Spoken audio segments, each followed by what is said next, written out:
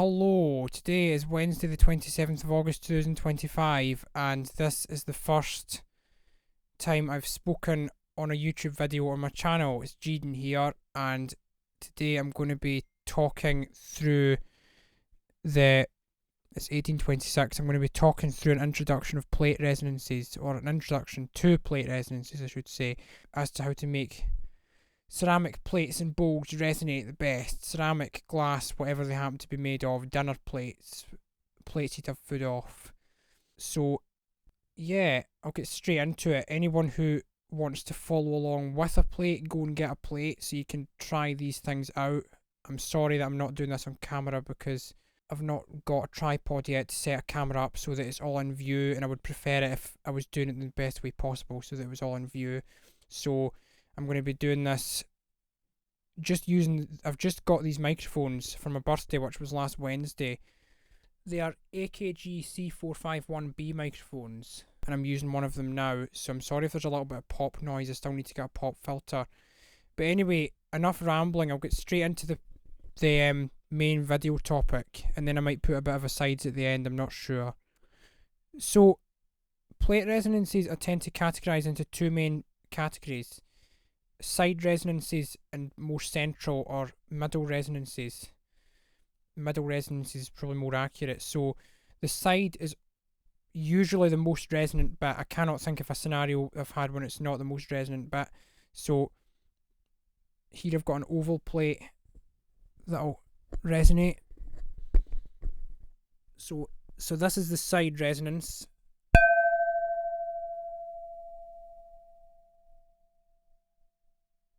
It's a pretty long one, and because it's an oval shape, or this doesn't apply to everything, it also depends on the density.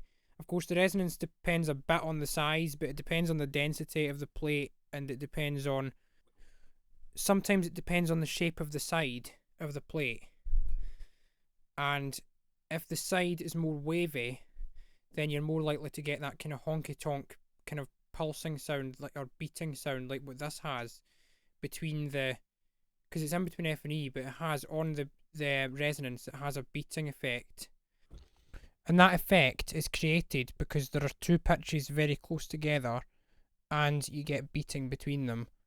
And the side of the plate, depending on how it is shaped, will massively affect the resonance, but it seems to also affect it more in certain plates, which I'm not sure exactly why is, but it's probably to do with the material and the density, because I've got another oval plate that's in D minor. It's kind of D minor, but it still is honky tonk, but it doesn't have the same, it's not as wide. The interval between the two pitches is not as wide.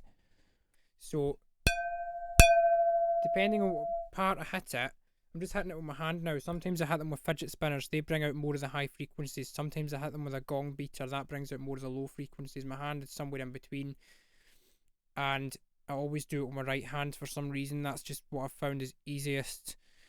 So that's the side, and what I was getting at is wherever you hit it on the side, depending on where you hit it, you can get different resonances, like different pitches of the in between F and E of the kind of main pitch of the plate brought out. And so this one has an interval of about 15 semitones. So like you've got in between F and E, and you've got in between A flat and G on the top. So, and sometimes when I whistle at the plate, because it's resonant in that pitch, when I whistle its pitch at it, it'll whistle it back because it'll echo in the plate because it's a resonant frequency of the plate. So that's,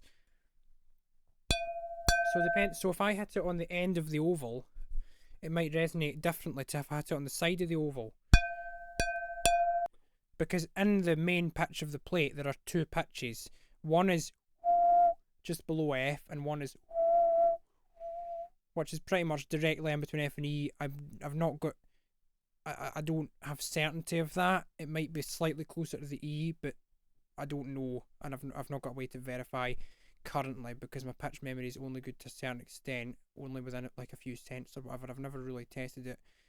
But anyway, that's a side tangent. I suppose in order to test it, I would have to set an interval of time and then try to remember the pitch exactly how it was and find out how close my memory was of it. And I'd have to have a way to emulate it on a synth or something. So, because it's a lot to do with how it's remembered, doing it a few seconds after I'd heard the pitch would be less effective than doing it like a day or so after I'd heard the pitch, because I'd be more likely to remember it. But yeah, that is a tangent, so I'll get back to the main topic. So middle resonances. So the middle resonance is not, in my opinion, as exciting. But this is what you hear on YouTube, the middle resonance, and this is what you'd hear if someone was eating their dinner, or if a dog or a cat was eating off a plate. This is what you would hear typically, because when it's on the floor or when it's on the table, the middle is the part that will resonate as a person's eating off it. So, because the side is dampened, and oftentimes the table will also, I'm not sure why this is, but it adds another pitch to the side, and yeah, it seems to. This one's also a bit curved, I forgot to say. This would be the advantage of doing it on camera, because people would see the plates. But in terms of the central resonance, that can be heard usually as a transient at the start of the side resonance. Because what I'm doing is I've got my hand underneath. I should have said this near the start. To get the side resonance, the best way, if anyone wants to get the side resonance, is to put their hand underneath. So I'm holding it with my left hand underneath the plate, and I'm hitting the side with my right hand. Or if it's maybe better to hit it with a spoon or a beater or something else, that will bring out more of the high frequencies. And also another way to hold it, which brings out more of the central resonance at the same time, is to hold it at the side, kind of just below the edge, like just. In fact, I'll do that with this one. I've got an extensive collection of plates, and I've only got 2 out here because I've just got these out to use in the video. But this one is a smaller one that resonates in between F sharp and F. So that's the side resonance. That's the middle resonance, and this is kind of a bit of both. This isn't the best example. Let's see if I can find another good example. I've got a couple of saucers here. I've got a couple of little saucers. This is maybe a better example. No, it's not a better example. I'm sorry. I'm sorry, it's not a better example. Some of the plates at the college I go to are a really good example.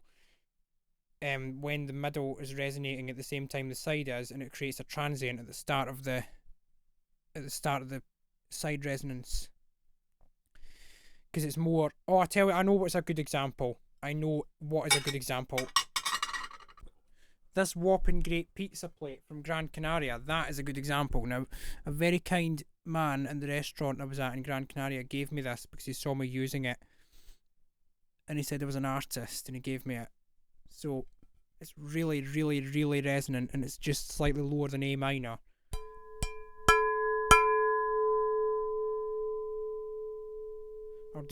I'll probably do a compilation of plates and sample them and start using them as keyboard instruments again, kind of like I was in 2023, but with these microphones, because they're pretty good at picking up the resonances.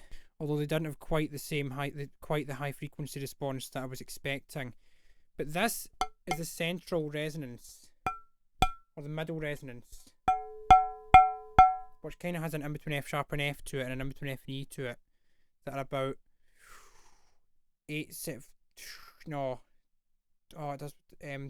10, just a bit more than 10 semitones apart, I think. So if I hold this, just like pinch it with the rim at the back, and like with the rim held by my thumb, and then hit the side, then I'll get a longer transient. Like that pitch is allowed to freely resonate. And better still, if I put this on my exercise ball that I have, and then hit it on the side, the middle of the plate will be allowed to resonate more because it's not being dampened by my hand, and the exercise ball is extremely thin. Also, another thing about middle resonances is that when the plate is scraped, it will do the transient in the middle, because it's just doing the transient, it's just doing the start of that noise. And for some reason that is less dampened. I mean, it's a bit counterintuitive, but the middle resonance is less dampened when the middle is on the floor and the side is slightly risen, because on most plates it's a bit risen, like a bowl. When a bowl is so risen that it's not dampened. But it seems the middle is actually allowed to resonate more freely. And I actually looked on YouTube a few months ago and I was shocked because I could not find anyone doing this, like doing the side resonances properly. So many people were doing the central resonances. There was even a compilation by a channel called All Sounds, I think it is. They've got a specific intro. They do like loads of different compilations of sounds, but it did not have any side resonances. They were mostly middle resonances and like scraping across the plate and whatever. Maybe not quite scraping across it, but anyway, as for the exercise ball, I've edited this bit in because I was talking far too close to the mic, so it will sound like it's been edited in. Now it's just going to roll. I've got a big Sagaston air element from IKEA that I might use instead, that's got a slow puncture. It used to be the element from a bag that went inside a swing. It was in the shape of a hedgehog, but it was a newer one that I got in 2014. It's the same kind, but they've discontinued them, unfortunately. But that's another tangent. I'm really bad for going off on tangents. But anyway, as for... Now that's going to roll off, and I do not... Oh no, I was lucky there. It's because I've got carpet. If I had a lino floor or something, that'd have smashed, and that's one of my best plates, so I certainly do not want that. It's a very heavy plate with two rings. One is smaller than the other, and it's on the bottom. And yeah, I'll do good recordings of that and sample them and turn them into keyboard instruments and upload them and stuff, because it's so good. It sounds like a singing bowl. It's great for when I'm like meditating and stuff. I'm going to try that later actually. So yes, I hope you enjoyed. If you enjoyed the video, like and subscribe for more, not only plate related content, but musical toys, more of my compositions, more micro miniatures ice cream van chimes at different speeds from the rare Harmony 64 and my new Harmony 32, and hopefully a video demonstrating plate resonances on camera so people can actually see how to do it. Those who are interested, that is. So yeah, if you enjoyed the video, feel free to comment with your thoughts, and yeah. Also, I just thought I'd put as an aside that I've ordered 2 musical toy radios that haven't yet been recorded onto YouTube with a coil or in direct audio as far as I know. One is a Playskool radio from 1992 that I think it's the same one that uses square waves that plays Sailing Sailing and whatever else.